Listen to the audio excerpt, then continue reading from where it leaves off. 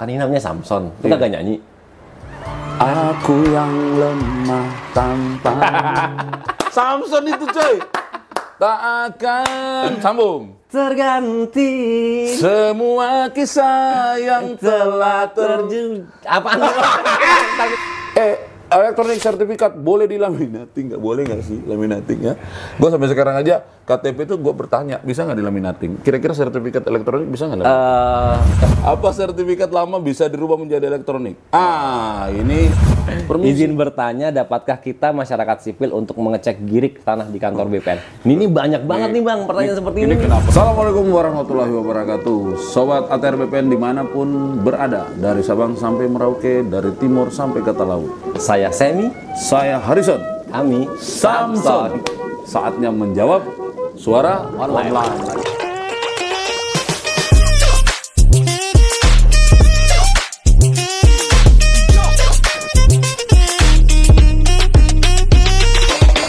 Sobat, ini kan banyak nih pertanyaan yang masuk di online terkait dengan apa yang diproduce oleh ATR. Kementerian ATR BPN, Sam. Nah itu Sam, mostly mereka bertanya tentang produk sertifikat elektronik maupun prosedur-prosedur perpanjangan atau peningkatan hak. Nah, karena menarik nih pertanyaannya, kita bahas yuk. Ya? Boleh. Nanti kalau Tapi saya ini semua terkait dengan layanan pertahanan kita kan? iya, kalau mungkin sepak siap. bola. Sepak bola itu ada kanal yang lain. Siap. Ini saya coba baca pertanyaannya. Oke. Jawab Mas Emi ya sampai selesai. Tapi gantian dong Oh. ya. Gantian ya. Oke, sobat, kita coba baca satu-satu. Yang merasa bernama Fuas Hasan, angkat tangan. Nggak bisa, ini bukan sekolah. Fuas Hasan itu nanya gini, Sam. Berapa batasan luasan SHGB ke SHM? Maksudnya apa? Peningkatan atau gimana? SHGB itu sertifikat hak guna bangunan, bangunan, ya. Oke, kalau SHM itu sertifikat hak milik. Yes, Oke. Jadi Bang, memang kalau untuk luasan SHGB menjadi SHM kita tidak mengatur batasannya, tetapi memang kita ada prosedur yang berbeda antara SHGB yang luasannya di bawah 600 dan sampai 600. Oke. Begitu juga untuk yang rumah toko. Kalau HGB sampai dengan 120 itu lebih simpel prosesnya, hanya tinggal diceplok cap doang dari hak guna bangunan menjadi hak milik. Peningkatan hak. Peningkatan hak. Kalau untuk rumah tinggal itu kita sampai dengan batas 600, itu bisa diceplok doang. Tapi lebih dari luasan itu harus melalui proses panitia namanya. Seperti itu. Jadi prosesnya aja. Produknya SK Kepala Kantor ya? SK Kepala Kantor untuk merubah perubahan hak namanya begitu. Ya ini orang kan taunya itu peningkatan. Sebenarnya kalau di kita saya bahasanya perubahan. Perubahan hak, betul. Perubahan hak. Jadi meningkat itu kan bahasa awam ya, bahasa masyarakat. Di BPN itu dikenal perubahan hak. Oke Mas Fuad, semoga terjawab ya kalau Mas Fuas, semoga Fuas Bang dengan jawaban kita ya. Fuas, semoga engkau puas. Gitu ya. Kemudian ada pertanyaan dari Conan the Barbarian. Itu kan film zaman dulu ya? Film dulu Bang. Oh salah. Conan Brigawa. Conan Febri. Oke. Conan Febri Gawa, panjang kali namanya. Nanyanya gini Sam. Untuk membuat roya online kok nggak bisa? Bagaimana caranya?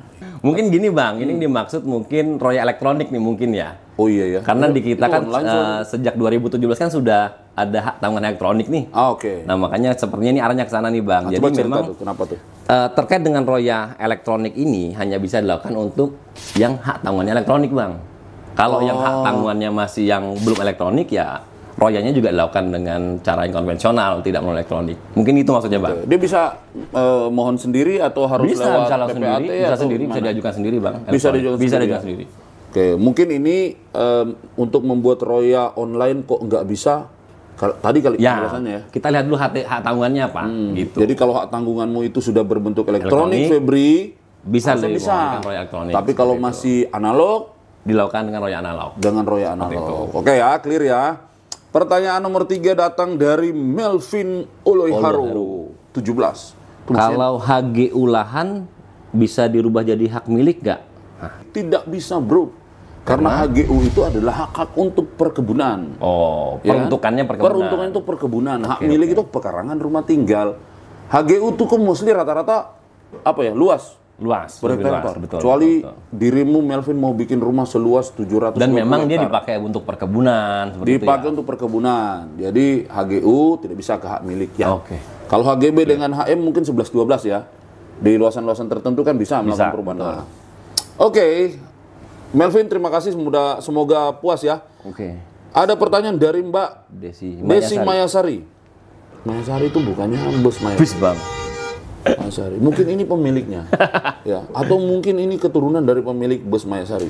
Kalau ruko kayak ruko gitu kan HGB, emang bisa ya diubah jadi hak milik? Bisa.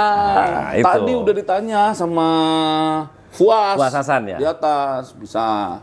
Sarannya? Ya, jadi memang kalau untuk rumah toko bang, kita juga sudah ada peraturan menterinya mengatur itu.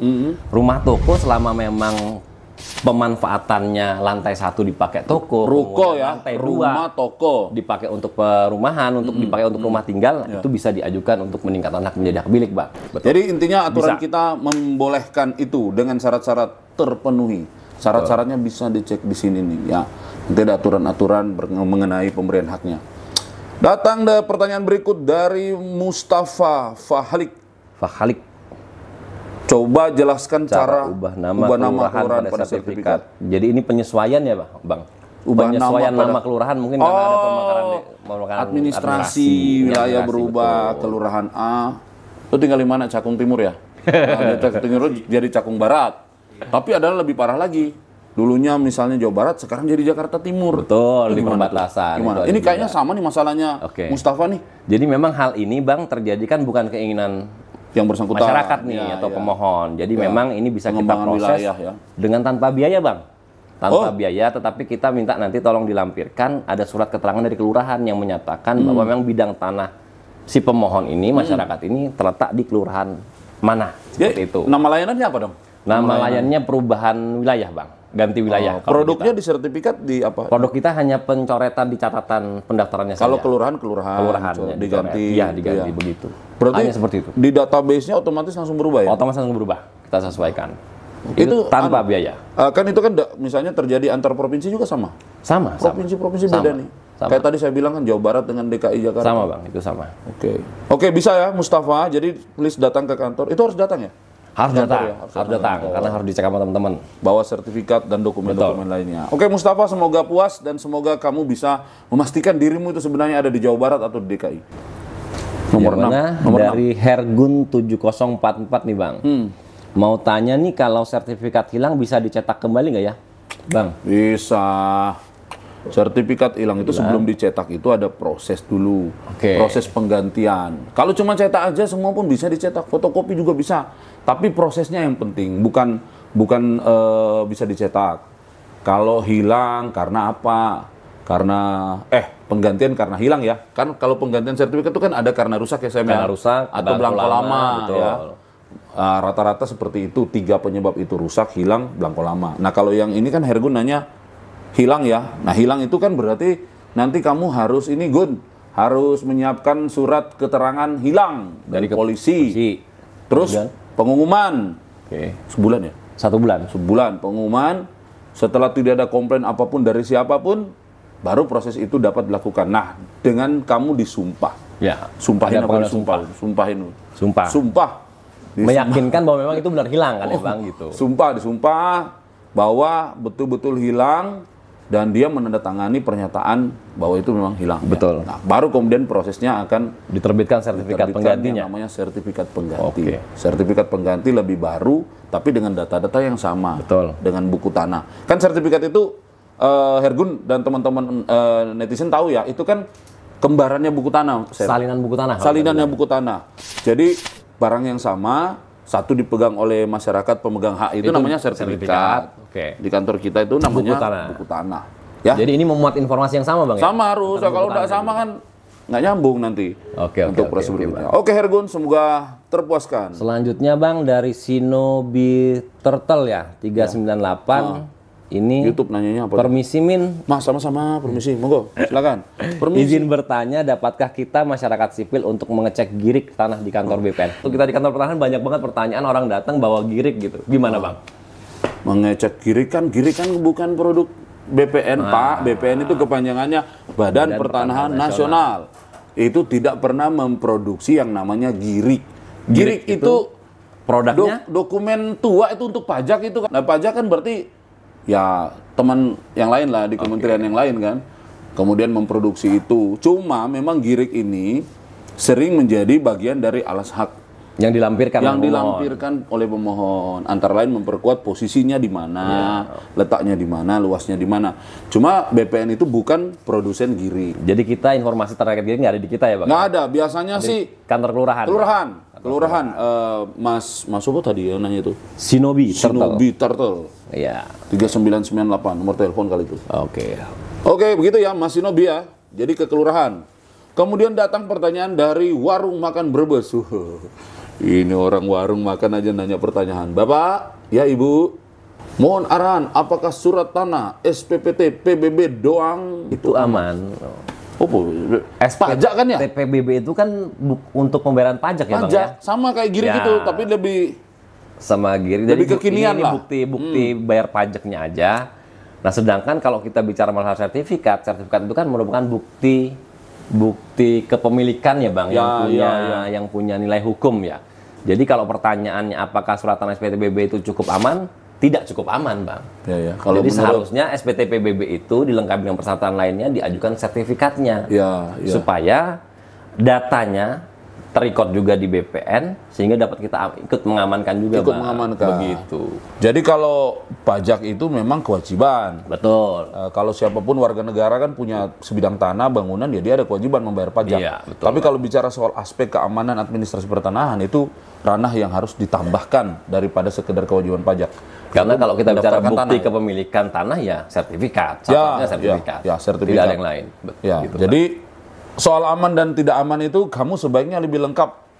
ya, Kalian sebenarnya lebih lengkap. bukti kepemilikannya. Ada pajak, ada bukti kepemilikan. Sertifikat itu yang paling terkuat dan teryakinkan lah ya. Yakinkan salah satunya Bang. Salah satunya. Betul. Oke, datang pertanyaan berikutnya dari Pugo Ristiawan. Bertanya, selamat malam. Mau tanya sertifikat tanah hak milik terbaru, benarkah cuma 1 lembar halaman? Benar, Bukan Bang. seperti buku lagi ya? Benar. Wah, ini update ini. Benar. Update ini. Mesti dia sering nonton ya. Sering nonton Pak AHY mana-mana. Menyerahkan. Iya. Kok udah nggak hijau gitu Udah kan. hijau, udah elektronik. Kalau sekarang maksudnya coklat apa? kan gitu Coklat, ya. Jadi memang Bang sekarang Kementerian ATR sudah coba mengikuti perkembangan zaman ya. Kita sudah layanan kita elektronik, kemudian juga kita sudah menyesuaikan bentuk sertifikatnya sekarang dari dulu yang warna hijau berlembar-lembar, sekarang kita 1 lembar. lebih sederhanakan 1 lembar, tetapi tetap 1 lembar ini juga memiliki apa ya Bang, security lah, tingkat keamanan yang itu saya mau mewakili tidak kalah. Pugo Ristiawan tuh. Siap. Mau wakili 1 lembar kan katanya lebih aman. Iya. Emang 1 lembar itu berisi informasi apa? Berlembar-lembar masa lebih aman 1 lembar? Jadi memang yang kita tampilkan di sertifikat 1 lembar yang sekarang adalah riwayat data terakhirnya Bang, di awal dan terakhir. Jadi nanti di 1 lembar itu kita hanya bisa lihat perolehan awalnya dari mana, kemudian riwayat terakhirnya apa ya? gitu. Tetapi nanti jika diperlukan kita bisa minta nih Bang, salinan yang komplitnya itu salinan buku tanah. Salinan riwayat komplitnya. Iya, Oke. itu kita simpan semua. Pakai barcode? Pakai barcode. Nah, kalau di barcode harus pakai Di aplikasi barcode, tertentu atau gimana? kita bisa nanti lihat datanya seperti apa, tetapi satu-satunya yang bisa baca itu adalah aplikasi Sentuh Tanahku Bang. Sentuh Tanahku dapatkan di Sentuh Tanahku. sini nih. Bisa di Play Nih, Store, download, bisa Play Store ya. Sentuh Tanahku itu aplikasi resmi yang dikeluarkan aplikasi resmi oleh Kementerian Kementerian BPN. untuk menjaga otentifikasi informasi, pelacakan berkas, dan jika ada produk yang memang teman-teman ingin tahu apakah betul dikeluarkan oleh Kementerian BPN. Dan manfaatnya banyak banget ya kalau teman-teman sudah install Sentuh Tanahku, kemudian sertifikatnya udah elektronik. Kemudian nanti nih Bang, yang manfaat yang bisa kita rasakan banget nih, kalau misalnya nanti ada blokir oleh seseorang, nanti Abang akan dapat notif gitu. Oh. Begitu keuntungannya. Oh, langsung di aplikasi saya langsung itu. dari aplikasi, sehingga Abang bisa konfirmasi ke kantor pertanahan. Wow. Siapa nih yang blokir seperti Ini, itu. itulah kalau Itu kemajuan keuntungannya, teknologi sekarang ya. Betul. Mudah-mudahan Pugo Ristiawan puas dengan jawaban ini. Kemudian ada pertanyaan berikutnya dari bacanya apa itu? Ini sama ya Bang ya. Mau tanya ta- apakah benar sertifikat rumah zaman sekarang hanya selembar seperti itu ya? Apa nggak takut kena hack? Nah itu datanya? jawab yang bagian kena takut hack. Ya, kalau hack ini Bang tentunya sebelum penerapan kita juga sudah mengantisipasi segala kemungkinan. Ada trial and error Ada juga trial and error, dong. Kemudian ya kan? dari sisi security juga teman-teman kita di Pusdatin Bang tentunya sudah mempertimbangkan Pusat Data dan Informasi Pusat ya? Data dan Informasi ATR BPN itu sudah menggunakan teknologi terkini yang mungkin bisa menjaga meminimalisir untuk tangan hack ini. Jadi Sama satu lagi mungkin, karena hack itu bukan, kan ingat nggak dulu zaman dulu itu ada siaran Bang Napi itu. Oke. Kejahatan terjadi Bukan hanya karena ada kemauan, Tetapi juga karena ada kesempatan. Iya. Lah kalau akunmu dikasih sama orang lain, Betul. akunmu tuh bebas diakses sama orang lain yang tadi itu, ya pasti kena hack itu. Mulai dari mana-mana. Makanya pastikan kalau sudah berbau elektronik, akunnya disimpan kayak pin ATM lah, atau pin mobile banking yang dikasih. Yang kita jaga ya, kita nggak sebar kemana-mana kan. Kan kalau Semi udah bertahan dengan sistem bagus, yang orangnya sendiri nyebar-nyebar kemana-mana ya. Iya.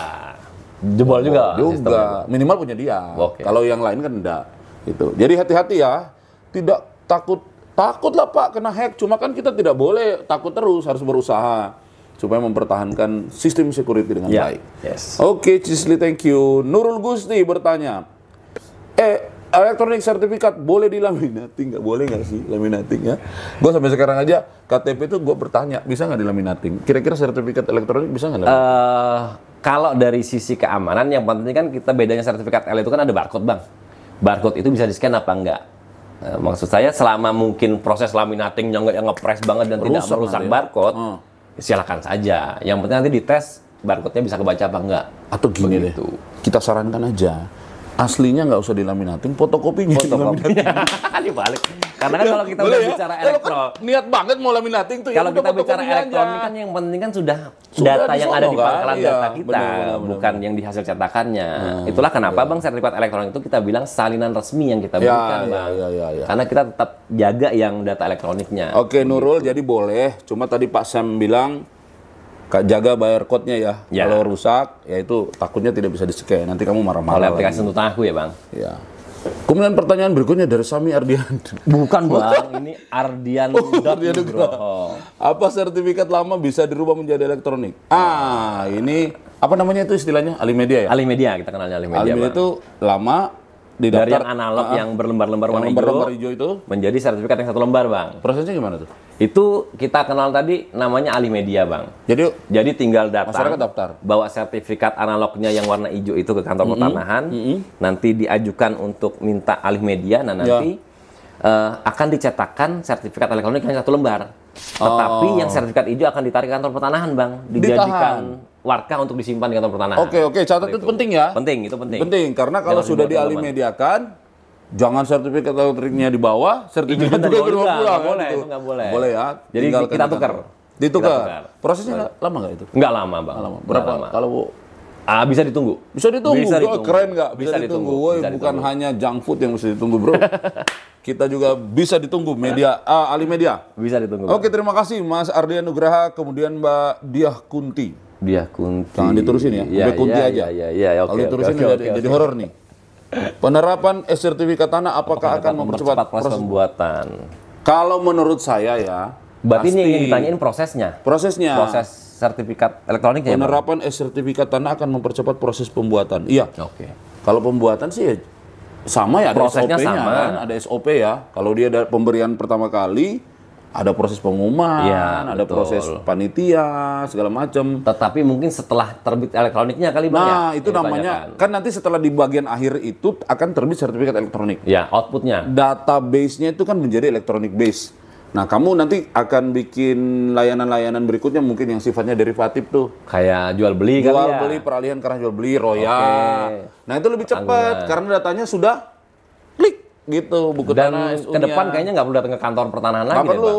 Dari kamar aja begini. Online, gitu. elektronik bisa dapat produk outputnya. Yang penting pastikan saldo mobile banking cukup, betul. Karena kalau pas bayar, maaf, di reject, ditolak karena nggak ada pulsa. Tapi itu untuk bayar PNBP kan, Bang. PNBP. Jadi PNBP penerimaan negara bukan pajak, bukan pajak. Yang resmi memang langsung masuk ke kas negara. Ya, kita cashless. Seluruh kantor BPN sekarang cashless. You bayar langsung ke bank. Oke, terakhir ya, benar nih? Terakhir, Bang. Terakhir. Sini. Tuwe 207. Bagaimana cara buat sertifikat elektronik gimana ya? Nah, Bang. Gimana tuh? Gimana caranya bikinnya? Oke, teman-teman, Tuwe 207. Jadi untuk persyaratannya sama ya, sama dengan sertifikat sebelumnya yang analog sama aja, tapi memang nanti outputnya akan diberikan kepada pemohon itu, kepada masyarakat adalah sertifikat yang bentuknya 1 lembar, bukan yang hijau lagi, tapi semua persyaratannya sama, Bang. Itu nanti bisa dilihat di aturan kita lah terkait dengan jenis layanan yang dimohon dan persyaratannya. Seperti itu, Bang. Ya memang Mas Tue, nggak enak banget sih. Jadi gini bro Tue ya, jadi namanya bikin jadi sertifikat elektronik itu pasti sebagian besar prosesnya elektronik base. Nah elektronik base itu kan biasanya tidak kasat mata, itu berjalan di dalam sistem. Nanti teman-teman tinggal lihat sudah jadi barangnya. Tapi proses untuk memastikan objek tanah itu subyeknya, posisi luas dan lain sebagainya itu memang tetap akan ada proses itu ke lapangan.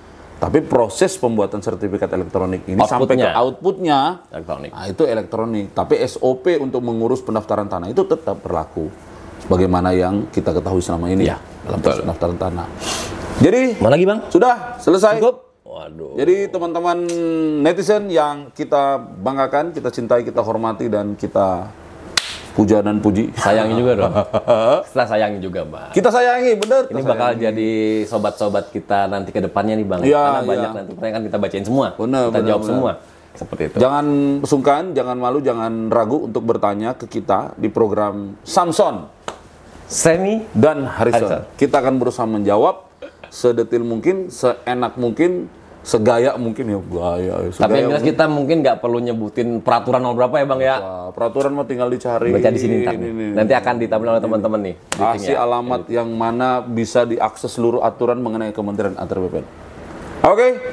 Mudah-mudahan teman-teman semua puas. Teman-teman semua. Kan ini namanya Samson. Kita gak nyanyi. Aku yang lemah tanpa. Samson itu coy.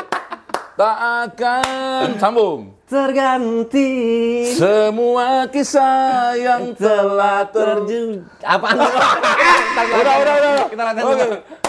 Semi, Harrison, Samson. Sampai ketemu lagi. Bye. Ciao. Assalamualaikum warahmatullahi wabarakatuh.